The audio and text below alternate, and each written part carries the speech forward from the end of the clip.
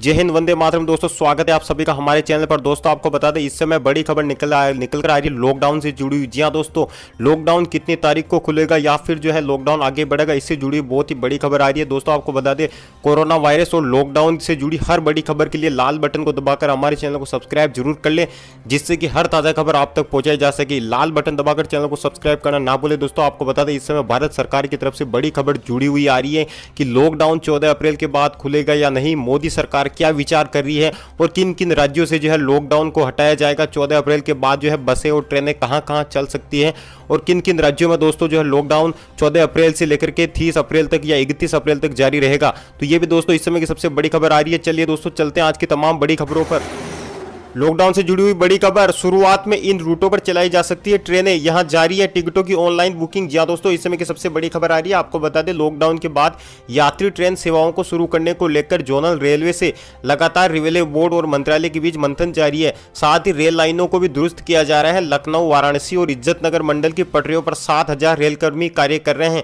इन रूटों पर चल सकती है ट्रेनें। जी दोस्तों, आपको बता दें, जानकारों का कहना है कि शुरुआत में रेलवे प्रशासन का लोकल ट्रेनें, पैसेंजर और इंटरसिटी पर ही फोकस रहेगा। पहले स्थानीय रूटों पर ट्रेनें चलाई जाएगी। गोरखपुर जंक्शन से आनंद नगर, बढ़नी, नौतनवा, गोंडा, कप्तानगंज, छपरा, वाराणसी रूट पर चलने वाली पैसेंजर व इंटरसिटी ट्रेन चल सकती है। वाराणसी से लखनऊ के बीच चलने वाली कृषक को भी हरी झंडी मिल सकती है। आसपास वाले राज्य या जनपदों की स्थिति में सामान्य होने पर ही लंबी दूरी की ट्रेनें चलाई जाएगी। दोस्तों एक्सप्रेस ट्रेनों के आरक्षित टिकटों की ऑनलाइन बुकिंग जारी है। उधर Indian railway catering and tourism corporation ने लखनऊ से चलने वाली कॉर्पोरेट तेजस और वाराणसी से चलने वाली महाकाल एक्सप्रेस की ऑनलाइन बुकिंग 15 से 30 अप्रैल तक बंद कर दी है। लेकिन गोरखपुर से चलने वाली एक्सप्रेस ट्रेनों की आरक्षित टिकट की ऑनलाइन बुकिंग जारी है, जो कहीं ना कहीं इससे यह संकेत मिल रहा है कि 14 अप्रैल के बाद कहीं ट्रेनें जो है देश में एक राज्य से दूसरे राज्य चल सकती हैं। ऐसे में दोस्तों जो बाहर फंसे हुए हैं उनके लिए भी राहत भरी खबर है। आपको बता दें दोस्तों, आज से चलेगी मंडुआ आडी है व काठगोदाम के बीच पार्सल स्पेशल ट्रेन। लॉकडाउन के दौरान पार्सल स्पेशल ट्रेनों से नगर और कस्बों तक आवश्यक सामग्री पहुंचाई जाएगी। पूर्वोत्तर रेलवे ने भी तैयारी पूरी कर ली है। गोरखपुर के रास्ते मंडू आडी है और काठगोदाम के बीच 8 अप्रैल से 15 अप्रैल तक प्रमुख स्टेशनों पर रुकते हुए एक पार्सल ट्रेन भी चलेगी। तो दोस्तों यह थी ट्रेन से जुड़ी बड़ी खबर। चलिए दोस्तों चलते हैं अगली बड़ी खबर पर। कोरोना सहायता, सरकार ने करोड़ों महिलाओं के जनधन खातों में पैसे डालने का काम पूरा किया। जी हाँ दोस्तों, अगर आपके खाते में अभी तक पैसे नहीं आए हैं तो आप चेक कर लीजिए, क्योंकि दोस्तों भारत सरकार की तरफ से जो है जनधन खाताओं में पैसा डालने का काम जो है पूरा कर लिया गया है। आपको बता दें, देश में कोरोना वायरस महामारी फैलने की वजह से 21 दिन की बंदी लागू है। वित्त मंत्री ने कहा था कि 20.5 करोड़ महिला खाताधारकों को 3 महीने तक प्रत्येक महीने 500 रुपए दिए जाएंगे। इससे संकट के इस समय उन्हें अपने घर को चलाने में मदद मिलेगी। साथ ही आपको यह भी बता दें कि सरकार ने 20 करोड़ महिलाओं के जनधन खातों में 500 रुपए की पहली किस्त डाल दी है। सूत्रों के बुधवार को यह जानकारी दी। वित्त मंत्री निर्मला सीतारमण ने पिछले महीने 1.70 लाख करोड़ रुपए के बड़े पैकेज की घोषणा की थी। इस तरह की योजना भी पेश की थी। देश में कोरोना वायरस महामारी फैलने की वजह से 21 दिन की बंदी लागू है। वित्त मंत्री ने कहा था कि 20.5 करोड़ महिला खाताधारकों को 3 महीने तक प्रत्येक महीने 500 रुपए दिए जाएंगे। इससे संकट के समय उन्हें अपने घर को चलाने में मदद मिलेगी। चलिए दोस्तों चलते हैं अगली बड़ी खबर की ओर।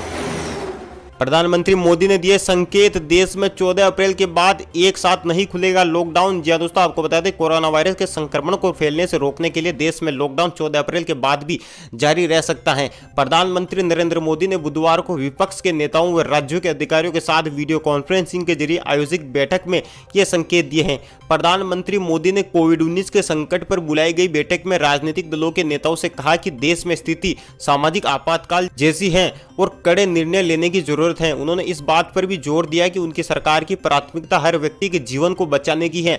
लोकसभा और राज्यसभा में विपक्षी व अन्य दलों के नेताओं के साथ वीडियो कॉन्फ्रेंसिंग के जरिए संवाद प्रधानमंत्री ने कहा कि हमें अवश्य ही सतर्क रहना चाहिए। प्रधानमंत्री कार्यालय के बयान के अनुसार मोदी ने कोविड-19 पर सर्वदलीय बैठक में नेताओं से कहा कि स्थिति सामाजिक आपातकाल जैसी है, कड़े निर्णय लेने की जरूरत है और हमें सतर्क रहना चाहिए। प्रधानमंत्री मोदी ने कहा कि राज्य, जिला प्रशासन और विशेषज्ञों ने वायरस को फैलने से रोकने के लिए लॉकडाउन को बढ़ाने का सुझाव दिया है। ऐसे में सरकार जो है राज्य सरकारों से के साथ जो है एक मीटिंग करेगी, जिसके बाद ये निर्णय लिया जाएगा कि किन किन राज्यों से लॉकडाउन हटाया जाएगा और किन किन राज्यों में जो है लॉकडाउन बढ़ाया जाएगा। साथ ही जिन जिन राज्यों में लॉकडाउन हटाया जाएगा, अगर हटाया जा सकता है तो वहां पर पहले स्थिति देखी जाएगी कि वहां पर कितने कोरोना पॉजिटिव के मरीज जो है बचे हुए हैं। अगर लॉकडाउन हटा भी दिया जाता है उसके, लेकिन उसकी भी कुछ बहुत बड़ी शर्तें रहेगी। चलिए दोस्तों चलते हैं अगली बड़ी खबर की ओर।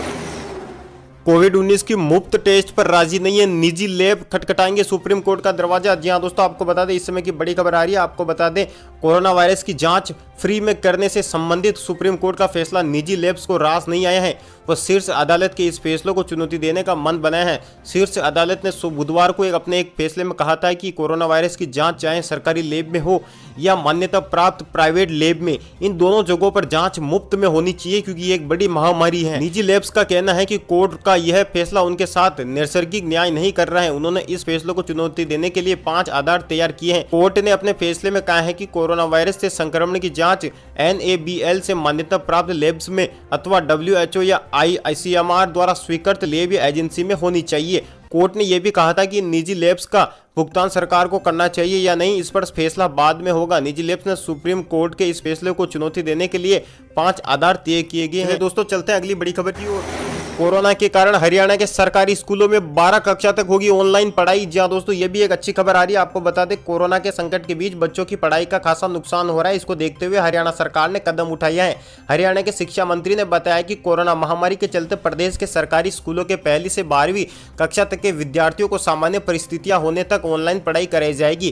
कहा जा रहा है कि स्कूल खुलने तक छात्रों को घर पर ही रहकर अपने अभिभावकों की हेल्प से और मोबाइल और व्हाट्सएप के माध्यम से टीचर्स की सहायता से पढ़ाई करनी होगी। राज्य के सरकारी स्कूलों में पढ़ने वाले विद्यार्थियों की पढ़ाई का नुकसान न हो, इसके लिए स्कूल शिक्षा विभाग द्वारा कई ई-लर्निंग प्लेटफॉर्म बनाए गए हैं। शिक्षा मंत्री ने कहा है कि इसके लिए एक वेबसाइट भी बनाई गई है जहां पर बच्चे जो है हरियाणा के बच्चे जो हैं घर पर रहकर ऑनलाइन पढ़ाई कर सकते हैं। चलिए दोस्तों चलते हैं अगली बड़ी खबर की ओर। मध्य प्रदेश का इंदौर शहर बना कोरोना का एपिसेंटर, डॉक्टर की मौत, अब तक 22 की गई जान। जी हां दोस्तों, इस समय की सबसे बड़ी खबर आ रही है। आपको बता दें मध्य प्रदेश के इंदौर में कोरोना वायरस संक्रमण की जद में आए 62 वर्षीय डॉक्टर शत्रुघ्न पंजवानी की बृहस्पतिवार सुबह मौत हो गई। इसके साथ ही शहर में इस संक्रमण की चपेट में आने के बाद दम तोड़ने वाले मरीजों की तादाद बढ़कर 22 पर पहुंच गई है। जिले के CMHO ने इसकी पुष्टि कर दी है। वहीं राज्य के CM शिवराज सिंह ने डॉक्टर की मौत पर शोक जताया है। CM ने बताया कि 62 वर्षीय जनरल फिजिशियन ने एक निजी अस्पताल में इलाज के दौरान आखिरी सांस ली। वह जांच में कोरोना वायरस से संक्रमित पाए गए थे। वहीं आपको बता दें शासकीय महात्मा गांधी समर्थित चिकित्सालय महाविद्यालय के बुधवार शाम जारी बुलेटिन में शहर में कोविड-19 के जिन 40 नए मरीजों की जानकारी दी गई थी उनमें 62 वर्षीय डॉक्टर भी शामिल थे। बुलेटिन के मुताबिक 62 वर्षीय मरीज में कोरोना वायरस के लक्षण थे। हालांकि अब तक ये पता नहीं चल पाया है कि कोविड-19 के किस मरीज के डॉक्टर जो है संपर्क में आए थे। चलिए दोस्तों चलते हैं अगली बड़ी खबर की ओर। सिवान को आखिर क्यों कहा जा रहा है बिहार का वुहान? जी हां दोस्तों, आपको बता दें इस समय की बड़ी खबर आ रही है। आपको बता दें दोस्तों, देश के इस समय ऐसे संकट से गुजर रहा है जिसका इलाज सिर्फ बचाव है। आप समझ रहे होंगे कि यहाँ बात कोरोना की हो रही है। कोरोना संक्रमण की वजह से देश और दुनिया के तमाम सारे मुल्क हलकान हैं। अगर बात भारत की करें तो यहाँ सबसे ज्यादा मामले महाराष्ट्र राज्य से आए हैं, लेकिन यहाँ पर बिहार के सिवान का जिक्र करना जरूरी है। क्या दोस्तों, आपको बता दें सिवान में सबसे ज्यादा 20 मामले, बिहार में अब तक कोरोना के कुल 51 मामले सामने आए हैं, लेकिन 51 के आंकड़े में सबसे ज्यादा मरीज सिवान से हैं। बड़ी बात यह है कि इन 51 लोगों में से 20 तो सिर्फ सिवान के हैं। इसका अर्थ यह है कि कोरोना के 40% मामले सिर्फ एक जिले से आए हैं। चलिए दोस्तों चलते हैं अगली बड़ी खबर की ओर। मौत, 8 नए पॉजिटिव केस सामने, प्रदेश में तेजी से बढ़ रहे हैं मरीज। जी दोस्तों, आपको बता दें झारखंड में कोरोना ने पैर पसार दिया। देश भर में कोरोना वायरस तेजी से पैर पसार रहा है। इस महामारी से झारखंड में पहली मौत की खबर सामने आई है। बोकारो में कोरोना संक्रमित एक बुजुर्ग की मौत हो गई है, जबकि झारखंड में कोरोना वायरस संक्रमित रोगियों की संख्या एक दिन में ही तिगुनी हो गई है। मरीजों में दिल्ली के निजामुद्दीन में तबलीगी जमात के मरकज में आयोजित धार्मिक कार्यक्रम से लौटे लोगों की संख्या भी अधिक है। आपको बता दें संक्रमित होने का पता चलने के कुछ घंटे में ही हो गई मौत। झारखंड के स्वास्थ्य सचिव नितिन मदन कुलकर्णी ने यह जानकारी दी। राज्य में कोरोना से पहली मौत बोकारो के गोमिया प्रखंड में साडम में गुरुवार को सुबह हुई। 72 वर्षीय वृद्ध की कोरोना संक्रमित होने का पता चलने के कुछ घंटे बाद ही मौत हो गई। दूसरी तरफ बोकारो में ही बांग्लादेश और फिर दिल्ली के निजामुद्दीन में तबलीगी जमात के मरकज में गई कोरोना संक्रमित महिला की 2 पोतियों और उसका देवर का भी कल देर रात कोरोना संक्रमित पाए गए थे। चलिए दोस्तों चलते हैं अगली बड़ी खबर की ओर। देश और दुनिया में कोरोना वायरस का ताजा हाल, भारत में इतने लोगों की हुई मौत। जी हां दोस्तों, आपको बता दें कोरोना वायरस भारत में बुरी तरीके से पैर पसार चुका है। आपको बता दें देश और दुनिया में कोरोना वायरस वैश्विक महामारी से जुड़े घटनाक्रम को लेकर बृहस्पतिवार को मुख्य समाचार इस प्रकार हैं। भारत में कोरोना वायरस के मामले, आपको बता दें दोस्तों कोविड-19 देश में मरने वालों की संख्या जो है 200 के पार हो चुकी है। वही संक्रमितों की संख्या बढ़कर 6500 के पार हो चुकी है। नई दिल्ली, कोरोना वायरस के कारण देश में मरने वाले लोगों की संख्या 166 पर पहुंच गई है और संक्रमित लोगों की संख्या बढ़कर बढ़कर 6000 हो चुकी है। तो ये थी दोस्तों आज की तमाम देश और दुनिया की बड़ी खबरें। आपको बता दें दोस्तों, हमने आपको लॉकडाउन के बारे में भी बता दिया है कि लॉकडाउन जो है मोदी सरकार ने जो कल मीटिंग की थी उसके हिसाब से जो है अभी तक लॉकडाउन को लेकर कोई संकेत नहीं मिला। लेकिन हालांकि दोस्तों कोई बड़ा आदेश नहीं मिला, लेकिन संकेत यही आ रहे हैं कि 14 अप्रैल के बाद जो है केंद्र सरकार लॉकडाउन को एक साथ खत्म नहीं करेगी, क्योंकि अगर लॉकडाउन एक साथ खत्म होता है तो फिर से जो है संक्रमितों की संख्या बढ़ सकती है, क्योंकि रेलवे स्टेशन, बस स्टैंड, कहीं जगह जो है भीड़ बढ़ जाए।